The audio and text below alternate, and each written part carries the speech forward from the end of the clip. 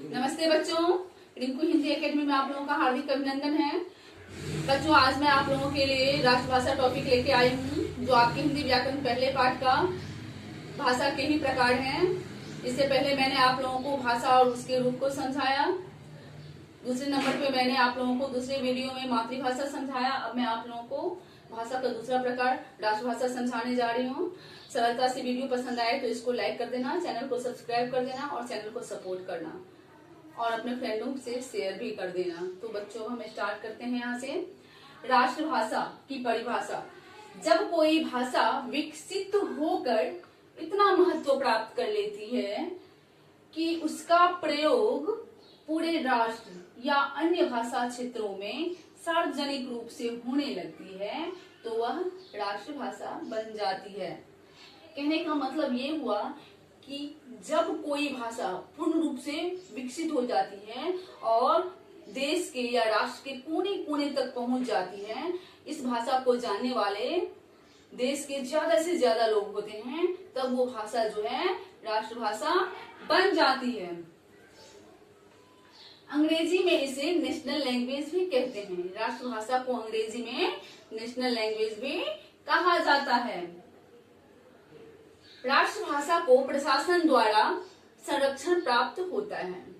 क्या प्राप्त होता है? संरक्षण, यानी कि सुरक्षा प्रदान की जाती है, जिस कारण क्या होता है, राष्ट्रभाषा का विकास बहुत ही तेजी से होता है, क्योंकि इसे सरकारी मान्यता प्रदान की जाती है और राष्ट्रीय भाषा के रूप में प्रतिष्ठा प्राप्त होती है। अतः राष्ट्रीय भाषा जो है, इसका प्रयोग जो है देश के कोने कोने में होता है और इसका विकास भी बहुत तेजी से होता है। तो बच्चों, राष्ट्रभाषा जो होती है उसको क्या होती है, अपने राष्ट्र में प्रतिष्ठा प्राप्त होती है। समझ गए? प्रशासन द्वारा प्रतिष्ठा प्राप्त होती है।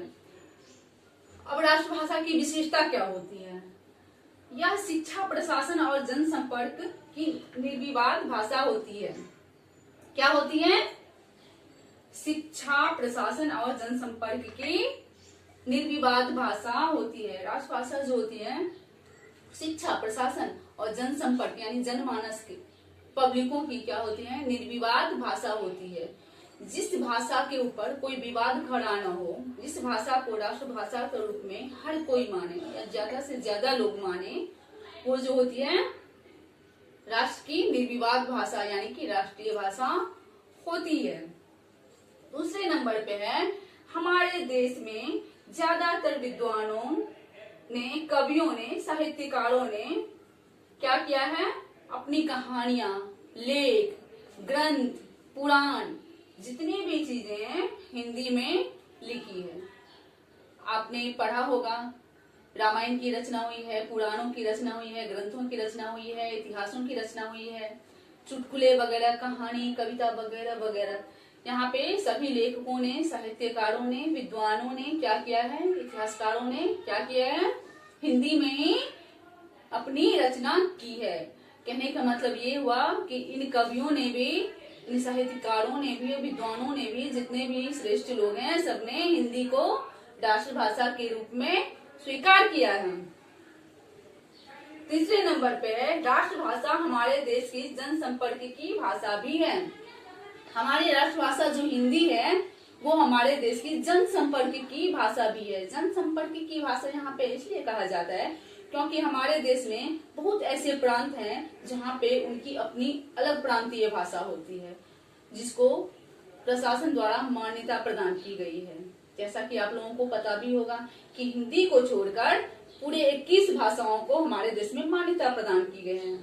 यानी कि इन 21 प्रदेशों में भी हिंदी के समझने वाले लोग जो हैं, जितने हम हिंदी भाषा को समझते हैं और बोलते हैं, उतना ही ये लोग भी समझते बोलते हैं। अगर हम वहाँ पे पहुंच जाएं तो हिंदी में अगर बोलते हैं, हम अपनी राष्ट्रीय भाषा का प्रयोग करते हैं, तो वो लोग उसी तरीके से हमें भी जवाब देते हैं। इस तरह से हम उनके संपर्क में जाते हैं और वो हमारे संपर्क में आते हैं, यानी कि हम अपनी बातों को समझाने में कामयाब हो जाते हैं। अगर वे लोग हिंदी भाषा नहीं समझते तो हम उनकी भाषा में नहीं बात कर पाते और उनके संपर्क में नहीं आ पाते। लेकिन ये प्रांतीय भाषा वाले लोग जो हैं वो भी प्रॉपर हमारी तरह हिंदी समझते हैं। अतः हम एक दूसरे के संपर्क में आने के लिए ये भाषा जो है बहुत ही महत्वपूर्ण भूमिका निभाती है। समझ गए? 4 नंबर पे है राष्ट्रभाषा राष्ट्र की संस्कृति और इतिहास साहित्य की प्रेरणा स्रोत है। राष्ट्रभाषा जो होती है वो राष्ट्र की सभ्यता, संस्कृति, इतिहास और साहित्य की प्रेरणा का स्रोत होती है। अब बच्चे 5वें नंबर पे है, यह राष्ट्र की संपर्क भाषा होती है और इसका अपना साहित्य होता है। यह राष्ट्रभाषा जो होती है ये राष्ट्र की संपर्क भाषा होती है और इसका अपना साहित्य होता है। जैसा कि मैंने आपको बताया कि राष्ट्रीय संपर्क भाषा कैसी होती है, यानी कि दूसरे प्रांतों में जहां उनका अपना लैंग्वेज होता है वहां भी राष्ट्रभाषा जो है उस संपर्क भाषा के रूप में स्थापित किया जाता है, तभी हम एक दूसरे के संपर्क में आ पाते हैं। राष्ट्रभाषा यानी कि हम अपनी राष्ट्रभाषा के माध्यम से दूसरे प्रांत के निवासियों के पास साथ, जैसे हमारी राष्ट्रभाषा हिंदी है तो अदर प्रांत में जो दूसरी भाषा बोली जाती है वो प्रांत के लोग भी हिंदी समझते हैं, क्योंकि राष्ट्रभाषा तो हिंदी है। तो इस माध्यम से यानी कि अपनी राष्ट्रभाषा के माध्यम से एक दूसरे के संपर्क में आते हैं। और राष्ट्रभाषा का जो है अपना साहित्य होता है, यानी कि राष्ट्रभाषा में अपना साहित्य इसलिए होता है क्योंकि बड़े बड़े विद्वानों ने, जैसा कि मैंने बताया है, ग्रंथ पुराण आदि की रचना की है, साहित्य की रचना की है, तो इस भाषा का अपना साहित्य होता है। अब 6वें नंबर पे है देश की विभिन्न भाषाओं से इसका संबंध होता है। इसका मतलब ये होता है कि हमारे देश में जो कई भाषा बोलने वाले लोग होते हैं उन भाषाओं के साथ इसका क्या होता है, संबंध होता है। समझ गए? क्योंकि प्रांतीय भाषा बोलने वाले लोग जो होते हैं उनकी समझ में भी हिंदी आती है, वो भी हिंदी बोलते हैं, इसलिए इसका संबंध जो है देश की प्रांतीय भाषाओं से होता है।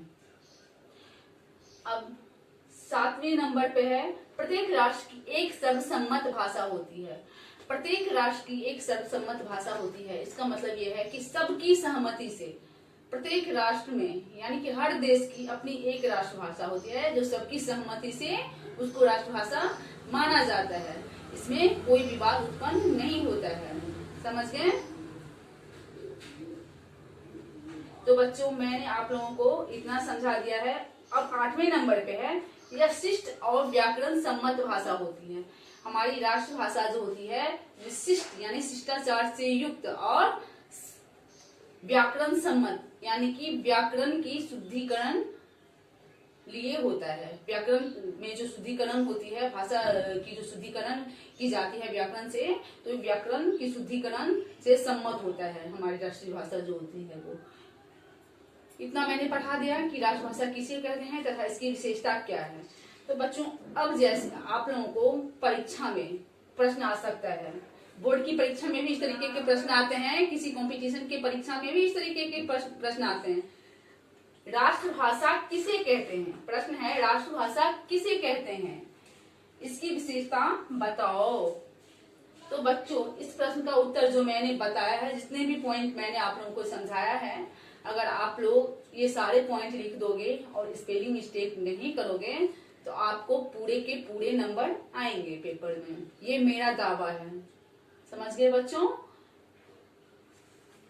अभी ये समझ में आ गई होगी आप लोगों को, तो आप लाइक कर देना वीडियो को, चैनल सब्सक्राइब कर देना। गुड बाय बच्चों।